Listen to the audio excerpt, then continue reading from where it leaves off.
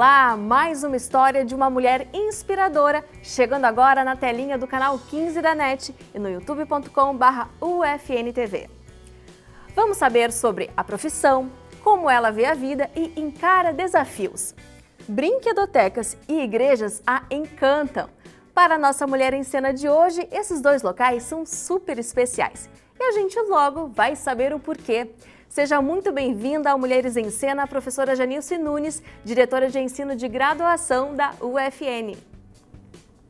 Bruna, oi, muito obrigada. Eu já começo agradecendo pelo convite, estou muito feliz de estar contigo conversando. Como que surgiu esse amor às brinquedotecas e o fascínio por igrejas, professora? O que veio primeiro? Na verdade, Bruna, essa história da brinquedoteca, ela inicia junto a um pai muito carinhoso, muito querido, que quando meu pai se aposentou, ele entrou na reserva, ele era militar, e ele queria fazer algo, ele queria fazer alguma coisa. E ele começou juntando, naquela época, garrafas PET e foi construir carrinhos. Sabe, carrinhos, eram carrinhos grandes assim, e ele começou a confeccionar aqueles carrinhos, a criar carrinhos, a fazer brinquedos, todo tipo de brinquedo, e toda criança que chegava lá em casa, ele dava. Ele fazia também para fazer doação, ele fazia para entregar como doação, enfim, e eu me envolvi muito com isso. Eu me envolvi muito com essa construção, né? Com essa, pegar aquele material que a gente ia colocar no lixo e trazer para a realidade e deixar com um uso, né? E um uso lúdico. E na pedagogia, quando eu fazia pedagogia, eu automaticamente me inquietava. Eu me inquietava de como as crianças aprendiam. E eu fui, porque sempre a minha prática foi alinhada com a teoria, eu fui escutando as crianças e percebendo que elas aprendiam brincando. E só que era uma época que a gente não falava nisso. Não era tão comum assim, né? E daí eu aliada a esse brincar na minha casa, né? Que meu pai já construía brinquedos. E a essa inquietude eu começo a me especializar em brinquedotecas, enfim, vinculada à graduação, e começo a montar brinquedos até que a gente monta uma brinquedoteca. E a primeira brinquedoteca que eu monto, ele me ajuda. E é outro ponto, assim, que é algo que eu gosto muito, que tu havia falado, que são as igrejas, né? As igrejas, para mim, são templos de obra de arte, de religiosidade, de silêncio, de olhar para si. Então, eu tenho uma paixão por igrejas, e todo lugar que eu vou, eu entro, eu quero conhecer, eu quero saber um pouco daquela história, daquele lugar por meio das igrejas. Professora, eu quero destacar que a senhora é egressa aqui da instituição, né, no curso de pedagogia. Magistério, depois eu entrei na pedagogia, na Fafra, na antiga Fafra. Depois, quando eu fui fazer minha especialização, já era centro universitário, mas eu tenho toda essa história. Então, eu sou fruto da casa, com muito orgulho, assim, algo que faz eu cada vez mais isso agrega valor para mim, na minha vida, no meu dia a dia profissional. E essa paixão também, né, professora, por educar, surgiu a partir de uma influência da família, né? Conta melhor essa história pra gente. Quem a inspirou? A minha família, ela vem para mim com um vínculo muito forte, Bruna. E a minha irmã, ela fazia pedagogia, então, na FIC. E quando ela cursava o curso, eu não estava ainda envolvida com a graduação, eu só escutava e via ela fazer os trabalhos, e via ela conversar, e ela dialogar sobre os livros, enfim, e aquilo me encantava, de certa forma, assim, me encantava. E daí, quando eu entrei no magistério, isso foi como se fosse um divisor de águas, assim, eu realmente percebi que eu gostava muito da docência, eu gostava muito dessa... Eu costumo dizer, Bruna, eu costumo dizer que eu tenho alma de docente. O tempo inteiro eu não consigo ser... eu sou professora, eu me sinto professora o tempo inteiro, assim. Eu tenho literalmente a alma do docente. E como é que foi essa transição, professora, do ensino, né, para crianças, para séries iniciais, para agora, então, numa universidade, né, o ensino superior? Tem uma diferença aí bastante grande, né, professora? Ou não? Tem uma diferença gigante, porque eu inicio minha trajetória com criança bem pequena, 3 anos de idade. E depois eu vou trabalhando aos poucos dentro da escola, e daí eu trabalho com informática, que daí quando eu vou para trabalhar com informática, eu trabalho com toda a escola, e depois logo eu já vou para a gestão da escola.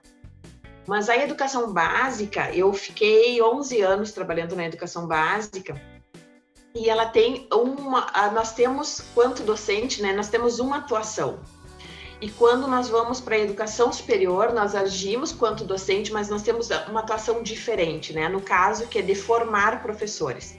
Então, aquela prática, aquela base que eu tive na escola, ou nas escolas que eu tive, porque eu estive em algumas escolas, essa prática que eu vivenciei, eu trouxe para quando eu estou em sala de aula com as minhas alunas acadêmicos de pedagogia, eu trago essa prática que eu vivenciei em escola pública, em escola particular. E eu costumo dizer também que eu trabalhei dos 3 anos com um adulto de 60 anos, porque eu também fui para a EJA. Então, esse trânsito na escola foi algo que me deixa num lugar muito confortável de dialogar sobre currículo, sobre os fazeres que fazem parte da escola, do dia a dia. E essa interlocução entre universidade e escola, para mim, é fundamental. Tanto que eu sigo fazendo pesquisa na escola, junto com as escolas, com esse envolvimento todo, porque é isso, é essa interlocução, ainda mais que eu sou da área da licenciatura, né? A gente falou bastante já, professora, da sua carreira profissional, né? Agora eu quero ir para um outro assunto que eu sei que há alguns anos a sua vida deu, assim, digamos, uma guinada, né, professora? A senhora começou a ver a vida de uma maneira diferente, é isso? É. Sabe que eu posso demarcar como um período, né? Aproximadamente quando eu fiz 40 anos, assim, foi um período. Eu tive um relacionamento de aproximadamente 20 anos, com 8 anos de casada, e daí veio a separação, veio algumas questões na minha vida que eu precisava resolver, pessoais, assim, do tipo, eu tive alguns problemas de saúde, porque eu também tinha intenção, antes disso, de ter filhos, ali por 35 anos, mais ou menos. Termino meu mestrado, né? Aquela coisa a gente vai trilhando uma trajetória. Então, pensa assim, vou fazer a graduação, vou trabalhar, vou me estabilizar, vou fazer o mestrado e agora chegou a hora de ter filhos, né? Daí, quando chegou essa hora de ter filhos, eu vou lá e faço todos os exames, fico fazendo, passo por alguns médicos e chego à conclusão que não posso ter. E daí, quando a gente recebe um não, né, a gente dá uma estagnada, olha para o lado e pensa assim, o que está acontecendo e o que eu estou fazendo da minha vida? E quando eu fui me olhar no espelho para ver o que eu estava fazendo, eu me enxerguei com obesidade mórbida, eu me enxerguei uma mulher sedentária, me enxerguei uma mulher com alta quantidade de trabalho, né, com muito trabalho e muito envolvida nisso, e isso causando um alto estresse, e também com a situação da minha saúde, que foi diagnosticada a questão de menopausa precoce. Eu era, na verdade, uma bomba relógio, Bruna, eu não tinha opção. Então, os médicos, foram vários médicos, né, que eu fui buscando, e eles me disseram, Janilce, tu tem que olhar para a tua vida e reconstruir ela, reorganizar alguns aspectos, né, e vamos lá, vamos buscar algumas coisas. E a partir disso, Bruna, nasce realmente uma outra mulher. Na verdade, estava dentro de mim, mas estava um pouco amortecida. Por quê? Porque eu tinha que olhar, ter qualidade de vida. E daí, isso me remeteu a pensar no que eu comia, escolher melhor as músicas, né, que eu escutava, pensar nas viagens que eu tinha a intenção de fazer, os livros que realmente me interessassem, e não só ler livros técnicos, mas também uma literatura mais leve, e organizar isso na minha vida. e pensar no que eu gostava em relação ao esporte, porque eu nunca fui de esporte, eu não sou até hoje. E daí eu tive que descobrir em mim algo que me agradasse, né? E daí eu comecei a caminhar, eu gosto de caminhar na rua. Na verdade, que eu gosto mesmo de caminhar na rua e eu faço isso não com muita frequência, mas procuro fazer isso. E nasce uma nova mulher porque eu tive que olhar para mim, eu tive que olhar para dentro de mim e me escutar, ficar quietinha, me observar, ficar em silêncio, para realmente eu perceber o que me fazia feliz. E quando a senhora recebeu, né, todo aquele diagnóstico, foi um baque, né, certamente, assim, a que a senhora se apegou? Como é que foi esse tempo de recalcular a rota? Isso levou um tempo? Como é que foi isso? Porque, claro, que vendo agora a senhora contando, né, que conseguiu enfrentar aquele momento difícil, parece que foi fácil, mas certamente não deve ter sido, né, professora? Eu tenho 3 elementos na minha vida que são muito importantes. Uma família, né? Uma família que eu tenho muito amor por cada um deles, muito amor. Eu tenho esse laço muito, esse vínculo muito forte. Por mais que eu tenha o meu jeito de ficar sozinha, eu fico muito tempo sozinha. Isso é uma característica minha, com os meus livros, com as minhas coisas, enfim. Mas eu tenho esse vínculo interno em mim, no meu coração, muito forte. Então a família, ela tem um peso. Os meus amigos são geniais. As minhas amigas, assim, são presentes da vida. Por quê? Porque são amigas da vida inteira, assim, sabe? Eu tenho amigas que eram da educação básica, da escola pública que eu estudava, e elas estão até hoje comigo. E, para além disso, assim, eu fui fazendo amigos ao longo dessa trajetória. E também eu poderia demarcar que no meu trabalho, o meu trabalho me fortalece, assim, porque trabalho com pessoas, né? Na gestão, na sala de aula, e trabalhar com pessoas para mim me faz muito bem. Escutar as pessoas, escutar para ver como que elas entendem a vida, de que ponto de vista, porque esse é o meu ponto de vista. Mas que ponto de vista tem a Bruna? Da onde que ela olha? Qual é o óculos que ela usa? E isso me encanta, escutar as pessoas para que eu tenha outra perspectiva. Bruna, eu sou uma observadora nata, assim, nata de tudo. E isso faz com que, eu costumo dizer que se eu tô muito triste ou se eu tô lá no fundo do poço tem uma molinha que faz assim, ó. Pum. E isso acontece com todo mundo, não é? Eu acredito nisso. As pessoas têm uma capacidade de resiliência incrível. O que faz sentido hoje para a Janilce? Eu acho que viver bem. A gente tem que procurar viver bem. A gente está vivendo um momento de pandemia, né?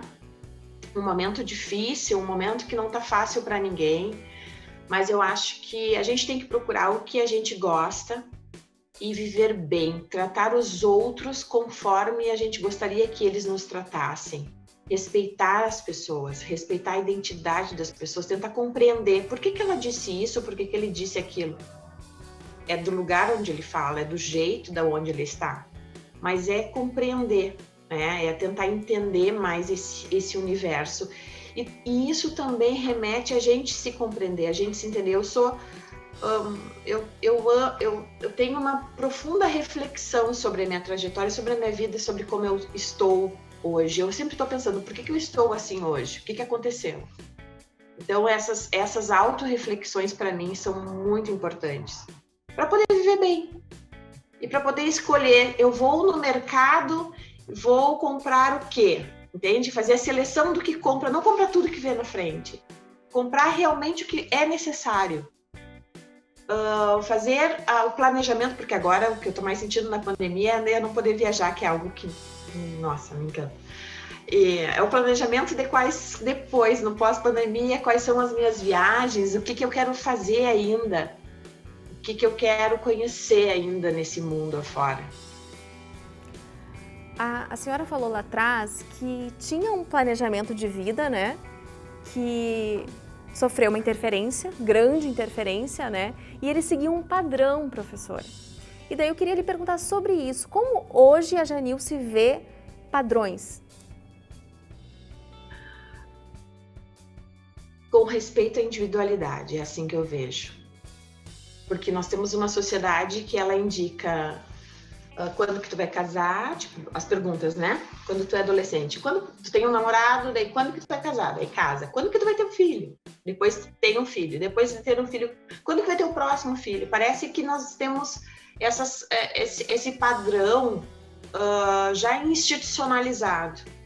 E eu fui criada, imagina, eu sou filha de militar com uma disciplina severa, embora fosse muito mimosa dele, com uma mãe dona de casa que vem da zona rural, né? E porque ele era militar, então ela vai embora, ela sai da zona rural e vai embora com ele para Minas Gerais. Mas ela vai para a cidade grande porque ele é militar, entende? Então ela tem toda uma estrutura de formação da zona rural. E então uma mãe muito cuidadosa nesse sentido da dona de casa, do cuidado com a família. E eu venho padronizada, né? Eu venho dessa estrutura mais padronizada. E daí chega e acontece isso. A Janilce casa lá, tudo certo, faz a sua faculdade, tudo bem, tem o seu emprego, se sustenta, e de pum! E daí? O que acontece? Quando a gente rompe talvez com paradigmas, eu posso dizer, a gente tem alguns enfrentamentos. E esses enfrentamentos, eles são internos às vezes. Não é só do outro que olha, mas é interno, entende, Bruna? Então, interno por quê? Porque nós fomos estigmatizados a convivermos, a vivermos e ter aquele padrão. Então, eu penso que... Por isso que eu sempre me pergunto, o que realmente, Janilce, faz sentido para ti? Será que realmente é isso que tu quer? Será que realmente isso é importante? Então, é nesse sentido, entende? Que esse rompimento tem todo esse rompimento de paradigma tem todo um significado. Uma frase que a senhora me falou anteriormente nessa entrevista, né? Nada se faz na individualidade, tudo se faz no coletivo. O que lhe faz pensar assim, professora? Para mim é praticamente um mantra. Eu não trabalho sozinha, eu não vivo sozinha. Eu posso dizer, como eu sinalizei, né, que eu tenho uma imensidão de amigas e um amigo em especial, que é o Evandro, mas eu tenho uma imensidão de amigas. Então, assim, eu tenho uma coletividade de pessoas que eu quero muito, muito bem. Que eu amo, assim, que estão no meu coração e eu vou levar sempre comigo, independente de localização física. Porque tem muitos deles que estão muito longe de mim e eu tô com eles presente, assim. Uma das minhas maiores amigas, ela mora em São Paulo e ela tá sempre comigo diariamente. A rede tem essa possibilidade de aproximar as pessoas, né? E esse ganho. As minhas amigas, elas estão em diferentes lugares e a gente tá... Mas é essa conexão, assim, essa conexão que faz com que, para mim, seja extremamente relevante. Professora Janilce Nunes, diretora de ensino de graduação da Universidade Franciscana, muito obrigada por ter aberto as portas aí da sua casa para a gente hoje. Eu é que me sinto tão honrada, na verdade, para abrir pelo convite, né, da UFN TV, Bruna. Foi um prazer, é um prazer conversar contigo e trazer um pouquinho dessa minha trajetória que as pessoas, acho que muita gente não conhece, assim, esse lado da Janilce, realmente da essência dessa mulher que está aqui contigo, de coração aberto. Antes de encerrar, eu quero perguntar, e a Dora, professora, não apareceu aí hoje? Não, ela tá na casa da avó. Ela não apareceu, porque a Dora é a minha cadelinha, que ela é um amor, assim. E ela trouxe para mim algo que foi muito interessante. Por mais que a minha mãe venha da zona rural, a minha mãe não me educou com muito cachorro, com pet, com gato, nada disso. E eu vou ter cachorro na vida adulta. Também é uma das escolhas. E também é uma ruptura de um paradigma. Quando a gente... Não, eu quero ter um cachorro, mas como que tu vai ter um cachorro? Tu nunca teve um cachorro, tu viaja muito, tu trabalha muito, tu isso, aquilo, aquele outro, como é que tu vai ter? vou ter um cachorro e vou ser feliz com um cachorro. E é isso, a Dora é um encanto e me deixa muito feliz. Um beijo, professora. Tchau, tchau. Beijo, beijo. E muito obrigada pela sua companhia e até o próximo programa.